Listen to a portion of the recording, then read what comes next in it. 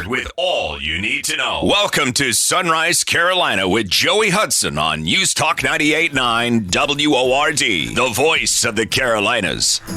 Continuing today's edition of Sunrise Carolina, there's lots of ways for you to join the conversation. You can text me on the Common Sense Retirement Planning text line. Text or call. One number does it all. 800-905-0989. Leave me a message on the MyPillow message line, 864-477-JOEY. That's 864-477-5639. Always use promo code Joey when you place your order at MyPillow.com. Of course, your emails are always welcome.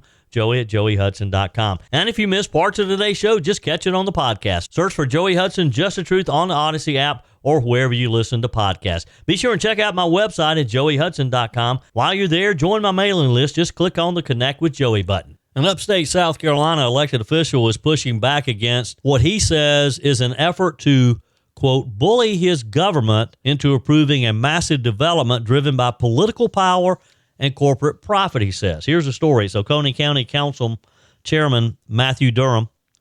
He says his county is being strong-armed by politically connected developers with ties to Clemson University and some of the most powerful leaders in the state. The controversy erupted after East Shore South LLC, a company operating out of the Midlands of South Carolina, proposed a 5,200-home mixed-use project on more than 600 acres along Old Clemson Highway near the historic Newry Mill site. Now, Newry Mill is a unique place. I love that area. I go to the Newry Mill General Store for lunch quite often. My buddy Candace is the owner over there. This is just a great area that's being redeveloped. They took the old Newry Mill literally and turned it into apartments. So it's a neat area, but there's a lot of vacant space in the area and a lot of work to be done.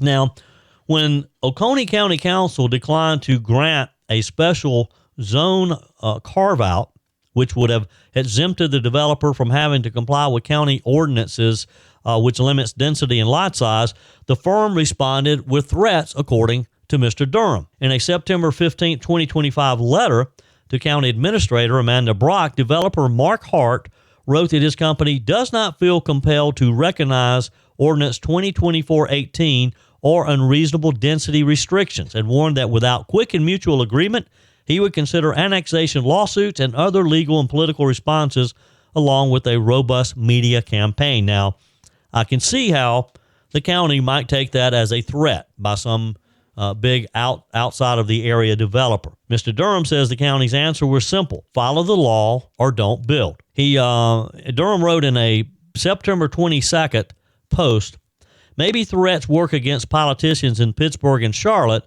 but they don't work here. As Oconee County Council members began peeling back the layers of the Newry proposal, they uncovered something far more complex than a developer's hostility, according to an article in Fitz News.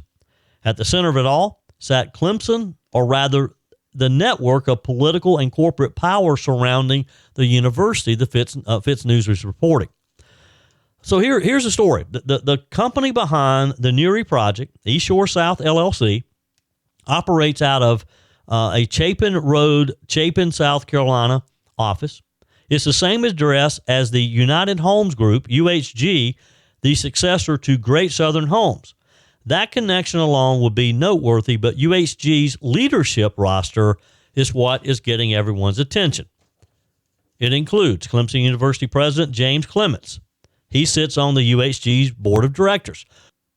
According to Fitz News, so does Nikki Haley, the former South Carolina governor and United Nations ambassador who was appointed in 2021 as a lifetime trustee of Clemson University.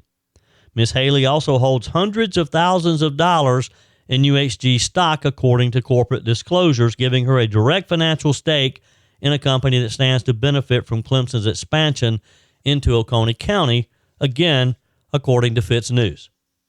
UHG's chairman, Michael Nieri, is both a major Clemson donor and one of its most visible benefactors.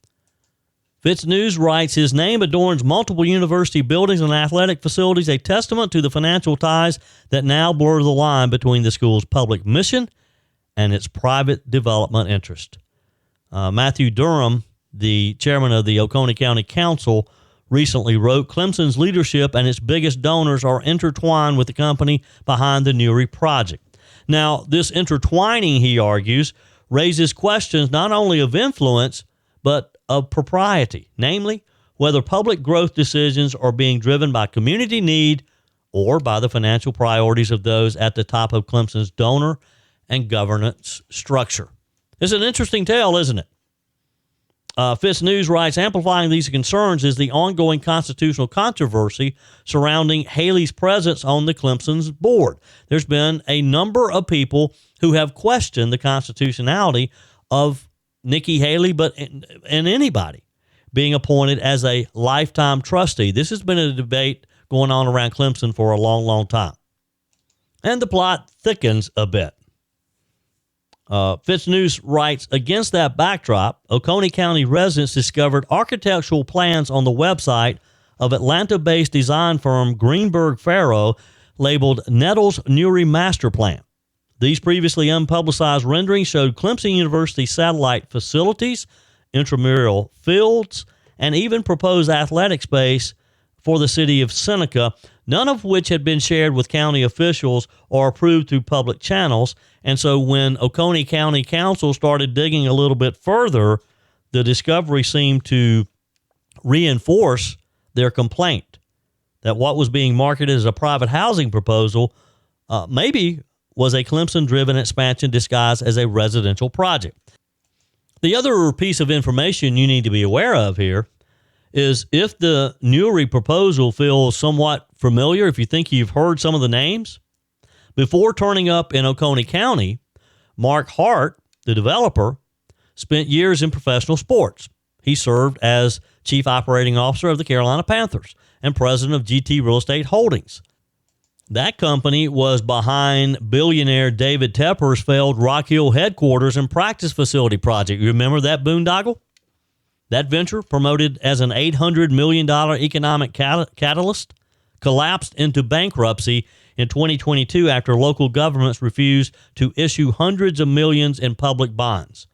That's when the Panthers decided they would just stay in Charlotte and move back across the line. Again, according to Fitz News, land records confirmed that the 609-acre tract along Old Clemson Highway sold for $12.2 million in April of 2024. The ownership transferred from West Clemson LLC to East Shore South LLC, the same company operating out of UHG's Chapin address. So this is certainly one that we'll be watching. For now, Oconee County Council is holding firm. The 5,200 home project has been rejected, and Council Chairman Durham insists the county will not revisit the issue unless the developer complies fully with existing ordinances. Durham wrote, Oconee County is not for sale. Growth is welcome, but it will be responsible, lawful, and on our terms, not theirs. So we'll see if the political influence of Clemson University, of Nikki Haley, will eventually outflank that of the Oconee County Council. If you live in the area, I'd love to hear from you. Text me, email me, joey@joeyhudson.com. The latest news and weather to jumpstart your day. This is Sunrise Carolina with Joey Hudson on News Talk 98.9 WORD, the voice of the Carolinas.